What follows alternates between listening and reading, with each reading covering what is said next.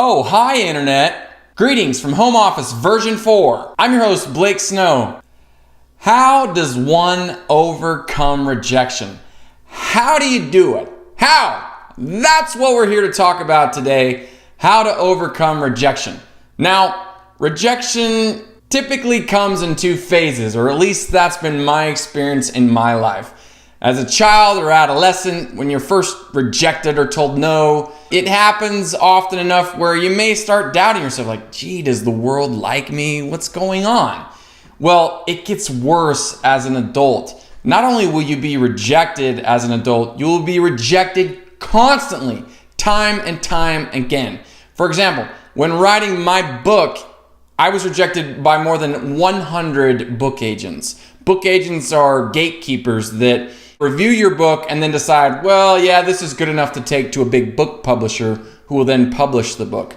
Big book publishers only work with book agents, these gatekeepers, these sacred gatekeepers of literature and written words. So if you don't get through a book agent, you don't get to a big book publisher and your book won't get published. However, there is another way, because technology, and I talked about this in a previous episode, that because this amazing technology that we have, we can self-publish on Amazon to Kindle, and they have all the design tools and they make everything ready and you submit it and it gets published in like a few days. It's incredible. And then they order it, you get 2 or 3 days shipping, they print it in 24 hours. It's just amazing. It's an amazing way to write books, and that's how I was able to write my book. 100 people told me no.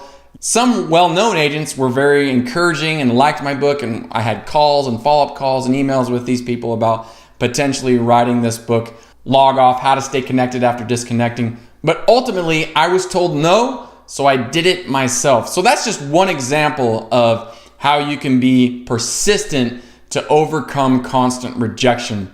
I've used it throughout my career as a freelance journalist and writer. I've had to ask a lot more people if I could write for them than actually do let me write for them. It takes a lot of work. So adulthood is filled with constant rejection. And the answer that I have found is just to keep doing it.